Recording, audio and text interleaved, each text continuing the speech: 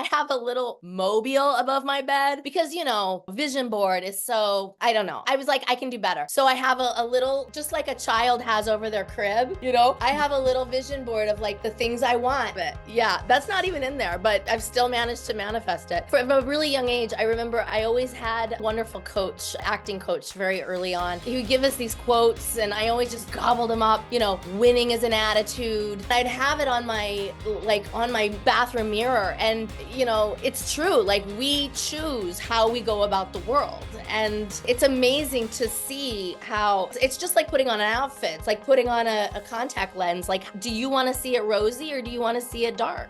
I mean, the show is 95% comedic, but that other 5% will rip your heart out. It's more storytelling. It's more theatrical than just straight up stand-up comedy. I nearly died laughing, peeing your pants funny, side splitting. And you look like you're so much fun, so it's great to meet you finally. Me fun? Who gives you that idea? Hello and welcome to Elevated Conversations. In this conversation, we chat to Naomi Grossman, Emmy-nominated actress, writer, producer, and best known for her performance as Pepper in seasons 2 and 4 of American Horror Story. If you've never checked it out, it is amazing. She's also recently been in the documentary Superhuman. And in this chat, we have a fascinating look and talk through how she was able to overcome her childhood trauma, how she actually cracked into Hollywood, and how she was actually able to achieve success, even though there were so many obstacles in her path, something which so many of us can often relate to. Really hope you enjoy this one, guys. Naomi Grossman.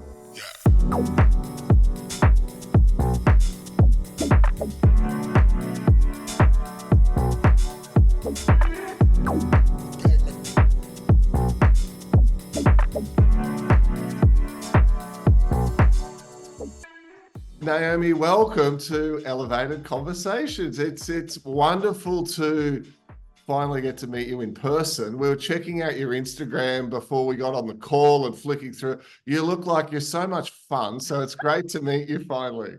Me fun? Who gives you that idea?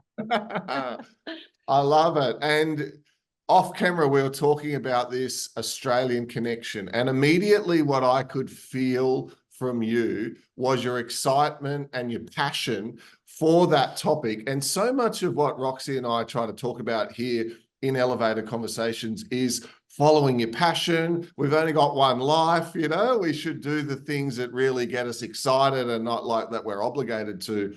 So tell us about your Australian connection and this idea that you've got of going to the Adelaide Film Festival or the Adelaide Comedy Festival. Which is it? Great question. I don't actually even know. I know an Australian who brought it to my attention, and like I said, ink's not dry, but he would like to bring me there.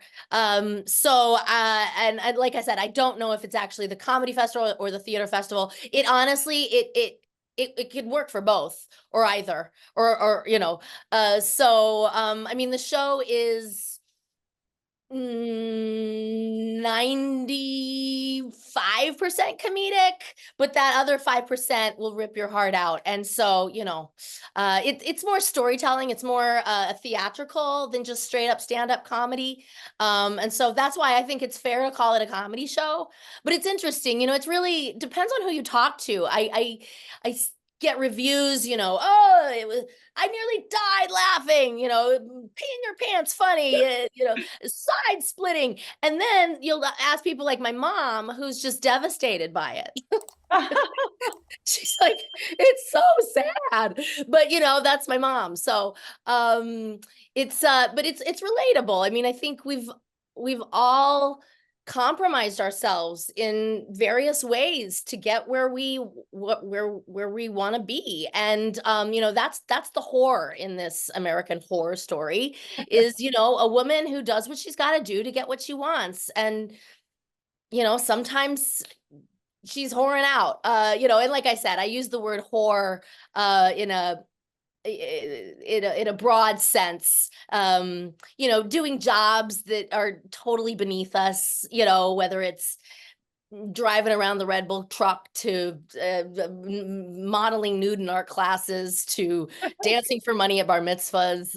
You know what I mean? Like, the fact is, the name American Horror Story sounded, it trips off the tongue a whole lot better than American Hustler Story, Right. which, would be an alternate inferior title. But yes, I absolutely hope to get there. I've been once before. I went years ago for I want to say it was called O Comic Con or Oz Comic Con. Okay. I don't remember now. I could look back, but you've caught me off guard. But yeah, it was in Melbourne. It was absolutely fabulous. It was in a giant convention center. They just treated us like gold. Or like the Gold Coast, I should say. Literally, they said, "Oh, we're so sorry." I'm trying to do your accent.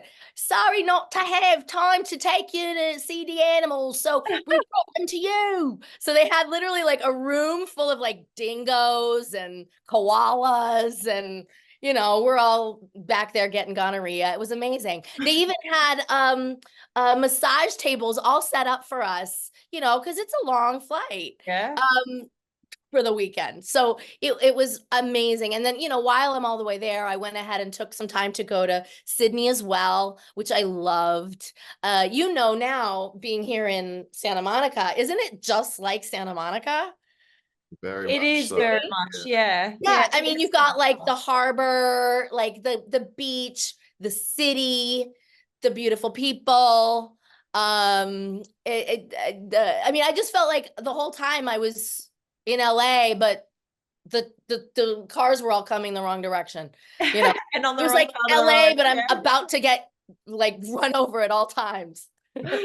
I love it. So you seem so sparky. I love your energy. We're into high frequency and elevating these conversations, and we love hearing people's journey and stories as to how you got to this acting, the writing, and the frequency that you're at. I mean, we all go through our own traumas, and like, how did you overcome those traumas to get to where you are today? Oh, you act like I'm not in trauma right now. Thank you. No, I mean, you said it at the start. As long as you love what you do, then you're not working a day in your life. And so, yeah, for me, if you're familiar with the play Death of a Salesman, Willie Loman, who's just every day, he's just gotta, work for the man like that. That is not me. I'm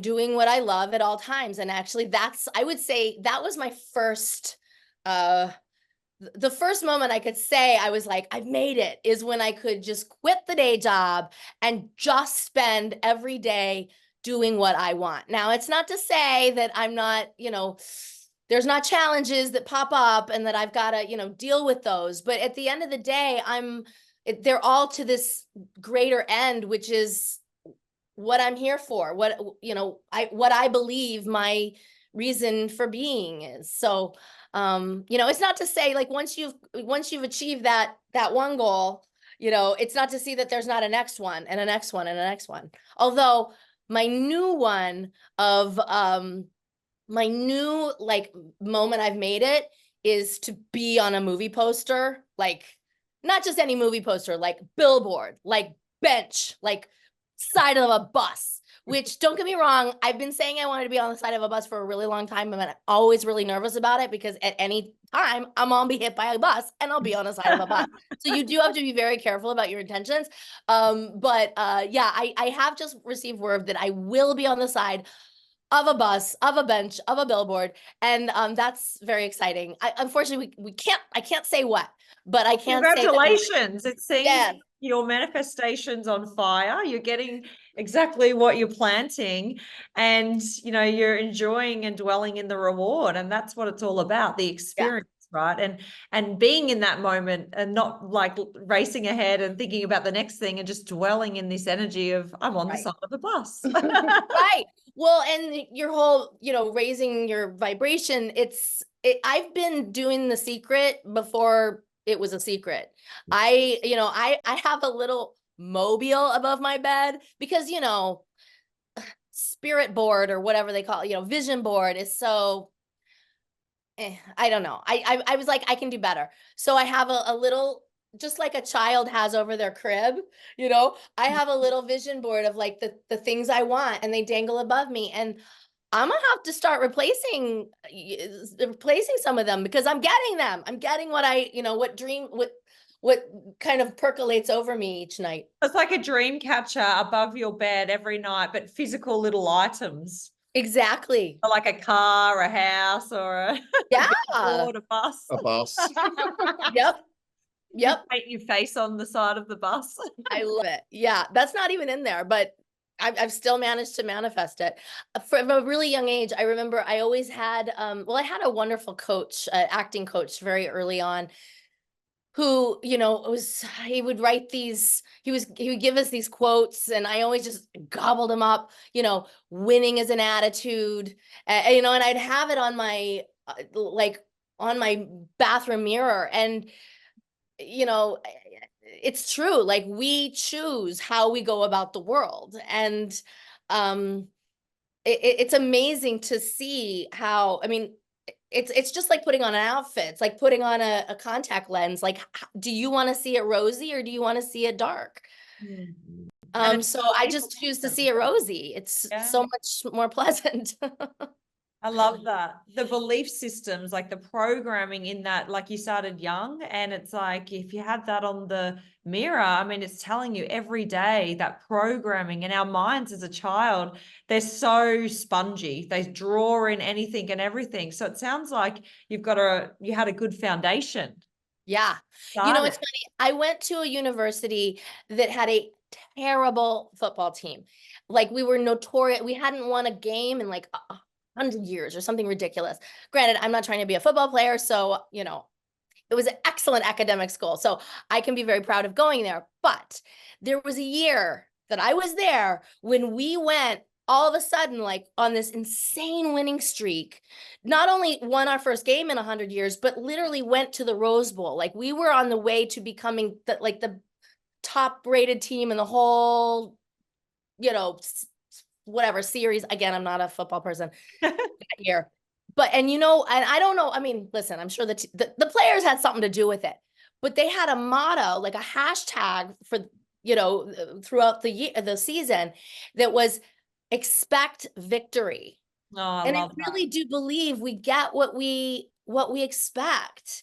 You you put it out there, and I mean, if you don't put it out there, you're definitely not going to get it. So why not? Like, at least ask, and I do believe that, preparation meets opportunity, that's luck, right? That's success. And so, I do my part by, well, I mean, in the case of my acting career, going to drama school and getting the headshots and writing the solo shows and putting them up, putting videos up on YouTube and, getting the agent and manager and, doing the work. But that's half of it. There's that whole other half that really is, I believe, kind of up to the universe. And it's not our job to micromanage them. It's not them, he, she, it, whatever. It's our job to kind of put it out there and then, let it be. I think for a really long time, I really was, kind of muscling how this was going to go. And,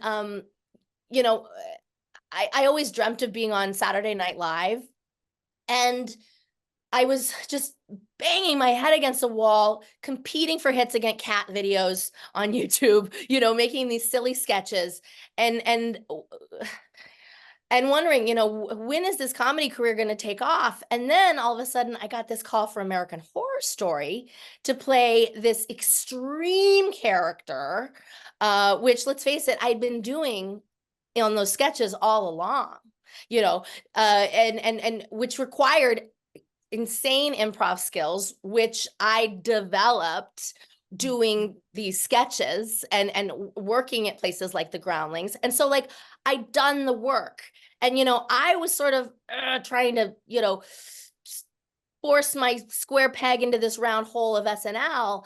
And little did I know, it perfectly fit into AHS. So it was like this, just different acronym, really. Yeah. And so I do think there's a lesson to that. I also just, I'm a yogi, since you were kind of, stalking my Instagram. Yeah. And I've just recently had the most wonderful revelation. I did I've been working at a handstand forever. Literally, I've been practicing Ashtanga, Dharma, Vinyasa flow for 25 years, religiously, an hour and a half a day, every day. Wow. I have been working at this handstand in the middle of the room for the full 25, and it's just been my Achilles heel for the longest time. And I hear all the note, cat's pose, strengthen your elbows, pushing your fingertip, all the notes, I get it. But for the longest, basically, I finally got it. And I realized it's such an amazing metaphor for life too. Like I said, preparation meets preparation, success is preparation meets opportunity, right? So I've been doing the preparation endlessly, hour and a half a day, 25 years. I finally learned, and I don't know why all these yoga teachers never told me, but I literally had my foot in the wrong place. Like I've been coming at it from an angle that was physically impossible. Like it's physics. There was no way I was going to get it from that with my feet in that spot. Now that I have learned to put myself in the right position, I can lift up and hold it forever. Oh, well, not forever. I don't want to get cocky. I don't want to jinx it. But it's literally, again, putting yourself in the right position to be successful made all the difference, just like life. So, I've done the preparation. I wasn't in the right place, right? It's kind of like in Hollywood. I didn't know the right people. I wasn't, wrong place, wrong time. I'm finally in the right place. The preparation is there. And so it's like, now it's the easiest thing in the whole wide world. I love this because we love seeing patterns. That's what we love to see in this consciousness evolution in our world. We look at patterns and we're like, oh, that's happening again. Why is that happening? And either have to solve the root causal emotion or see a good pattern happening. And playing with that energy. Okay, how can it be better so we can convert that thing? Just like you were saying, it's like if you're in the right position, everything falls into place because you've done the groundwork. And we love that. We love sharing that, I guess, education and encouragement to our listeners, because it's, we've all been doing a lot of work to get to where we are. It's not just fallen in our lap. You know what I mean? It's like you said, it's like you went to this school, that school, constantly working at your craft to get to where you are. And then the positioning and it's divine timing. We love divine timing. The universe is very magical like that. Yes. And it, again, this is what so much of my one woman show is about, because it really is about my journey as an actor. Like I was such an overachiever as a kid. I mean, literally the show begins at first grade. Wow. In fact, my mom just told me a hilarious story, which had I known, I might have added it to the show, which literally starts in utero. Apparently her little placenta, not to gross out your listeners, but was so tiny, like the doctors were like, how is this child even alive? Like you literally didn't feed her. She's been starving for 9 months. And she said, she was like, you were just sucking away, like just trying so hard to stay alive, and I wasn't helping you because I wasn't eating myself. Oh, yeah, that's a whole other story. Yeah. My mom's 90 pounds, but the point is, yeah, I'm a fighter, and like I said, from first grade, I've been hustling. I've known what I wanted. I wanted to be an actress. For a minute, I wanted to be an astronaut. Then I learned they do math. So it was out. This was it. for my whole life. And it's not to say, you know, they say doing the same thing over and over again, expecting new results is insanity. And, I had some insane years, where I was like, what am I doing wrong? And so I just, new choice it. What haven't I done? Try something new. And like I said, I mean, I thought about moving to New York. I joined the Groundlings. I started writing my own material. If they're not casting me, I'll cast myself. Like I new choiced it to the point, and I'm not fully cooked. Like, we're still in this. But I obviously, like, once that Hollywood door opens a little, it's ajar, and it is that much easier. So that was the hardest part. But yeah, I mean, the beauty though is, yes, my passion for it, because I really did spend a lot of time sort of soul searching, deciding, like, what else is there? I mean, honestly, if I'm gonna new choice it, like, am I not an actress after all? Because I'd spent my whole life thinking that was my calling, and when I really thought about it, there was nothing else for me. So as long as you love what you're doing, and if you don't love what you're doing, well, then change it, right? So, I wasn't loving the process, but I knew I loved the acting. I loved the art of it. I just didn't like the current activities to that end. So change those activities.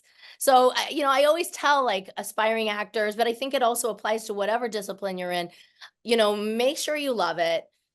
And if you don't, quit. But if you do love it, don't you dare quit. Right? I mean, like, if there is I always say, don't have a plan B, because if there's a plan B, it means you don't believe in plan A enough.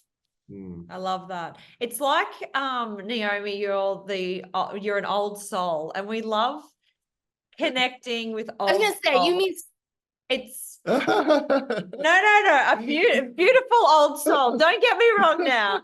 It's actually a compliment in the realm of light workers to be. Oh, there you go. You're definitely a light. And it's almost like you've got that DNA in you, the blueprint of not giving up, because you'll make it one. Oh, we're here? You just pause for a moment. I think you were complimenting me, so if you wouldn't mind. So I was just saying that you're a bright light, and it's like in your DNA and in your blueprint to know the way home, right? For success and for growth, and you're not going to give up. And it's like you've come in with this naturally, and a lot of people don't have that. Like, they've got the opposite, and then they've got to learn how to get to that. That's their experience this lifetime to learn. So it's such a breath of fresh air to hear you're not going to give up, and you're just going to have a plan A, and that's it. And we just love that. It's very encouraging. Have you had those moments, like perhaps it's actively through your practice of your yoga, or perhaps maybe passive in meditation, but have you ever had moments where you felt like your soul, that spirit essence sort of come through for you? Ooh. Yes. I mean, I remember when I took my last solo show to Edinburgh, at the Edinburgh Fringe Festival, about 14 years ago. And I remember, and again, this was at a time in my life when, I was driving that Red Bull truck, and I was doing all those things that I didn't want to do, but what you gonna do? Like, a girl's got to eat. So I had this incredible summer where I got to spend the whole month doing just what I wanted, and I remember weeping as that my taxi drove out of Edinburgh, because I realized it was over. Like, I just had this epic month every night, 11 p.m. climbing uphill both ways with a duffel full of dildos in the pouring rain to do, to perform for a bunch of drunk Scottish people, and nothing made me happier. It was such hard work, but nothing made me happier. And so I just realized I need to get back here, and not just to Edinburgh, which I'm pleased to say I will be back this summer, but back to that place where I'm able to do what I love. Because I was, well, actually, yeah, at the time I was teaching Spanish. Um, so, which was a performance in its own way. Let's face it, I had a captive crowd, but I was, conjugating verbs, not exactly what I, had always dreamt of. But so, yeah, that was a moment when I could feel like, oh, this is what I'm here to do. Like this, because we all feel it. Like, I know, you know, I was just involved in kind of like this audit situation. And so I was stuck having to find like receipts from, years ago. It's like soul sucking. I was like, this is what I am not here to do. I mean, it's not to say that there aren't people that are for that. Like, I hope to God the people working at the IRS are impassioned by, invoices, because what a life if you're not. Oh, We totally agree. Yeah. Yeah, I mean, back to what you said about knowing what you want and how rare that is. I sometimes think it's a blessing and a curse, because for the longest time, when people go to college, say, and they're like, ooh, just looking around, discovering what there is, and I never even looked around. Like, I was just, and so it was after I was in college, and I thought, and I was struggling, just really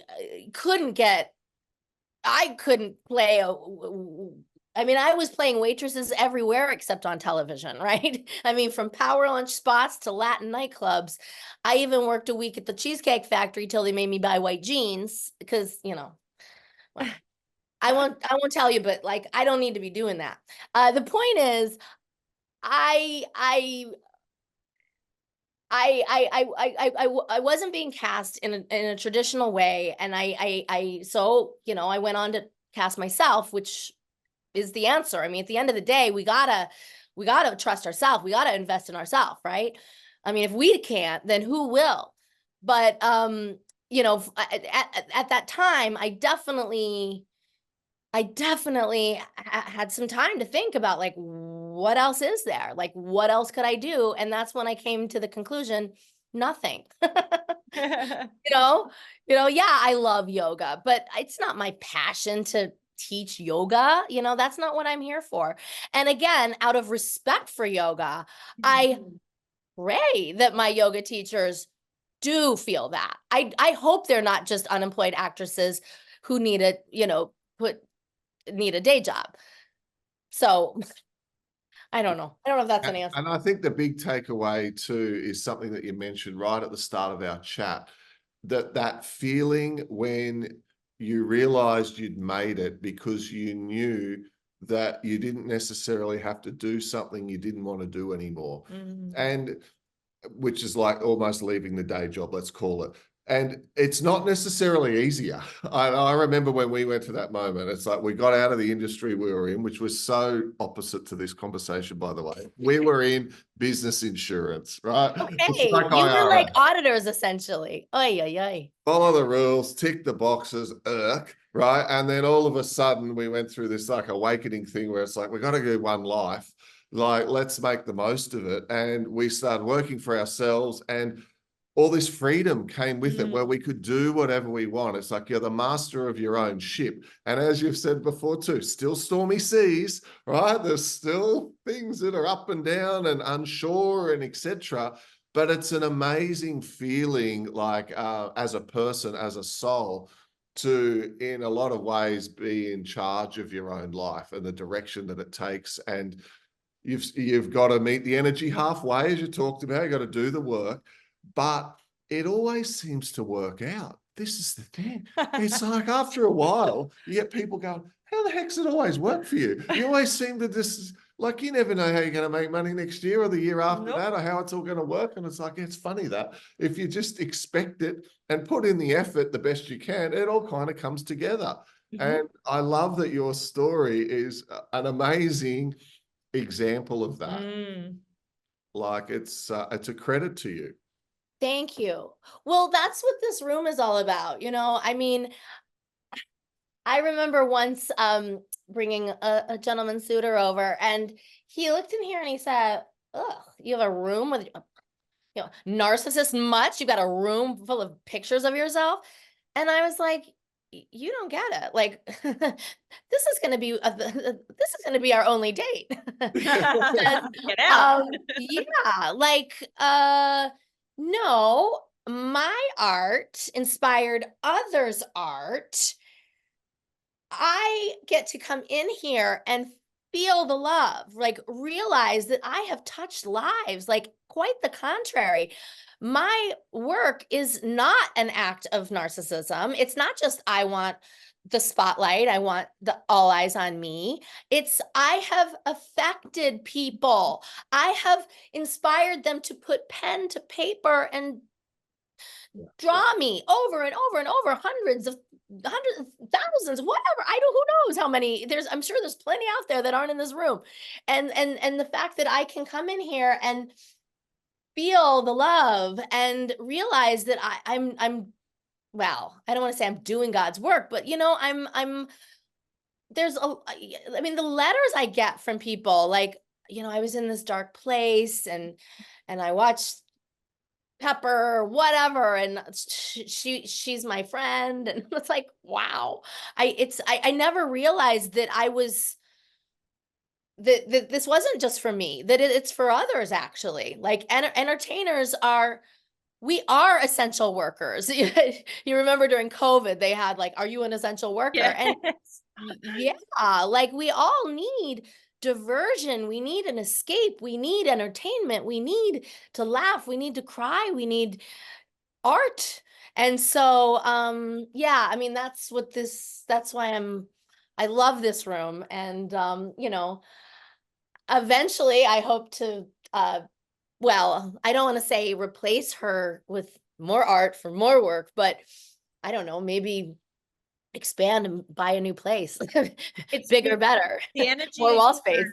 the energy in the room, it's like helps you get ignited, right? So it's then Mhm. the ripple effect is going to enhance again, and the rockets will go out, and you'll hear that energy and feel that energy through, time, space, which is beautiful. Well, and not to, show you how the sausage is made, but this is doubles. I can take that away and it becomes Wow. my, self-tape backdrop. So whenever I get an audition, I can, perform neutrally behind, with that. But I still have all these puppers looming at me, reminding me what a badass I am. I Yes, I mean, love that. that's important because they always would say, again, back when we would go to actual castings and just one-on-one with a casting director, they would always say, the casting director is rooting for you. They want to move on to the next role. Like, they're not trying to be here all day. They want you to excel. And I think that's important. They're not the bad guy. They're not sitting there judging. Uh, they're sitting there hoping that they can go home, have dinner. And So that's the thought, that's the thought of everything's working out for everyone. But we've got these perceptions and these beliefs that they're going to judge and project on us. Isn't it yeah. crazy? Well, and I can sit there and self-tape knowing that all these fans want to see me in something new. Like, they're waiting for the next thing. So let's do this already. you know? So we saw that you've traveled to 37 different countries. Oh, That is, yeah. I mean, I'm sure that's true. Wow. I yeah. yeah, And I love traveling. Yeah. yeah, how's it affected you in your well-being? I mean, it's very expansive for us coming to America. We've learned a lot. We've had some down days, some up days, and the kids have, felt the adjustment as well. How do you think that it's affected your well-being, your vibration, and your consciousness? I mean, it surely has expanded so much, right? Mhm. I mean, it's so important.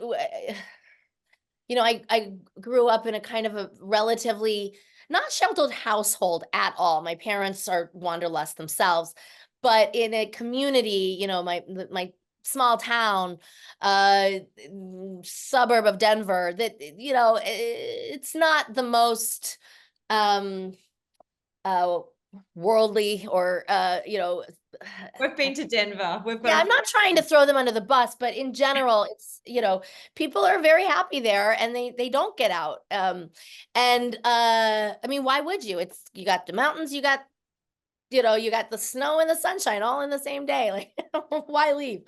But I left at very early. I was a, well, again, we traveled a lot as a family, but also I left home as an exchange student, as I left my senior year of high school. I skipped out, you know, as quick as I could, and never looked back. I mean, it's, I think traveling, it's like, oh my gosh, there's so much more out there. Like, there's so many other ways to live and be and see the world. And I just think that's so important. I mean, that year informed everything about my life. In fact, interestingly, it was the one year I didn't focus on acting because there wasn't a whole lot of acting to focus on. But let me tell you, when I came home, the Spanish I learned, that was my day job. That kept me, you know, kept a roof over my head as an aspiring actor. And when I wasn't a Spanish teacher, I was waiting tables at those Latin nightclubs, speaking Spanish, you know, to the guys I dated, you know. And then I have this like string of well, disastrous, but, you know, Latin love affairs, you know, which then inspired my next solo shows, you know, which fed my acting career. So literally that one year, just like everything about my life was informed by virtue of having that totally eye-opening experience. And that's just one experience. That's just Argentina, not to mention all the other places. I mean, I think it's important because let's face it, in order to have empathy and for others, we need to kind of know them. And I feel like I know Russians a little better. You know, you can kind of navigate you know, the Swedes when you've been.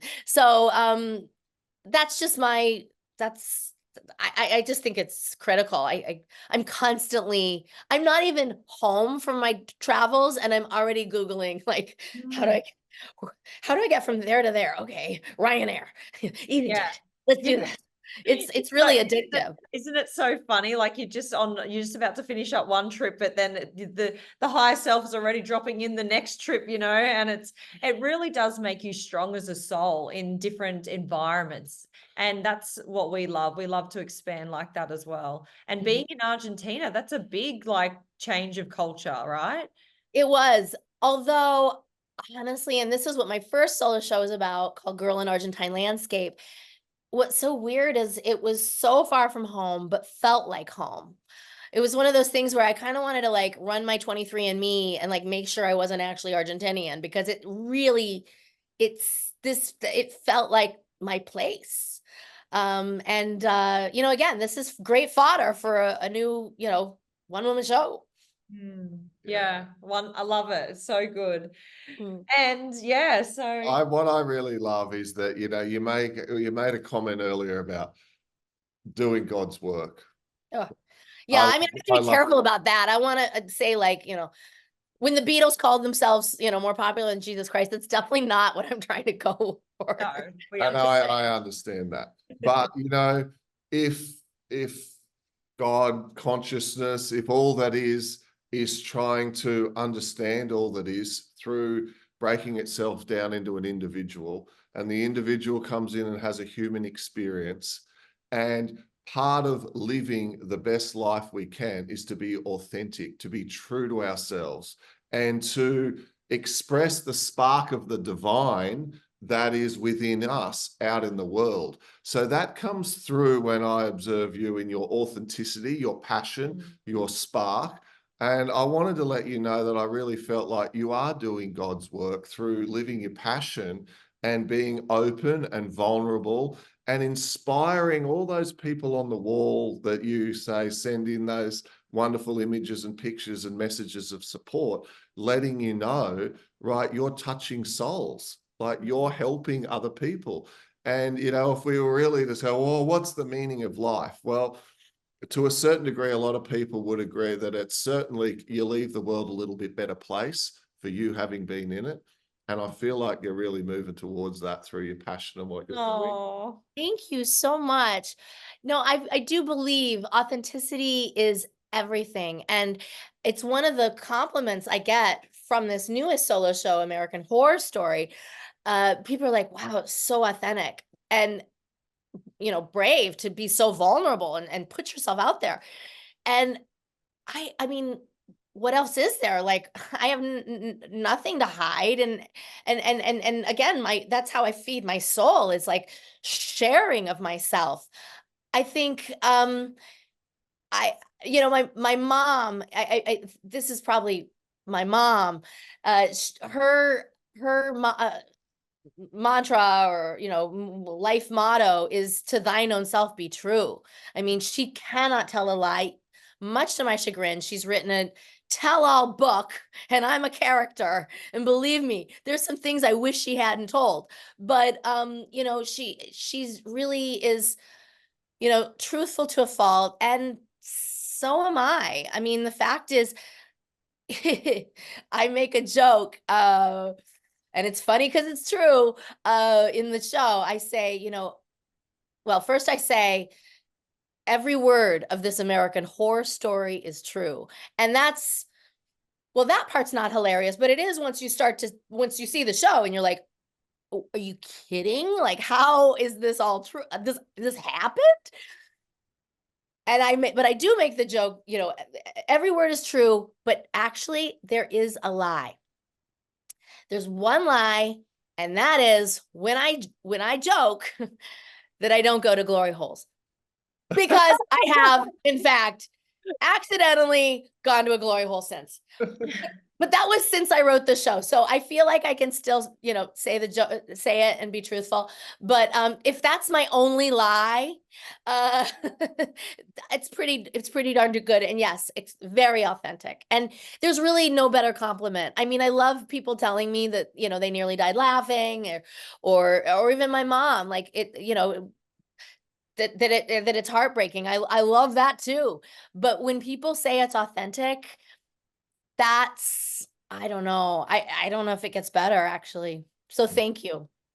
thank you. You're such a light. Thank you so much for coming on our podcast today and sharing your light with our audience down in Australia and America. We've got some people over in Europe as well. And, you know, it just is so nice to feel inspired by your energy, really. Like, thank you so much. And if people have loved this and they want to follow you, find out more, what's the best way they can do that?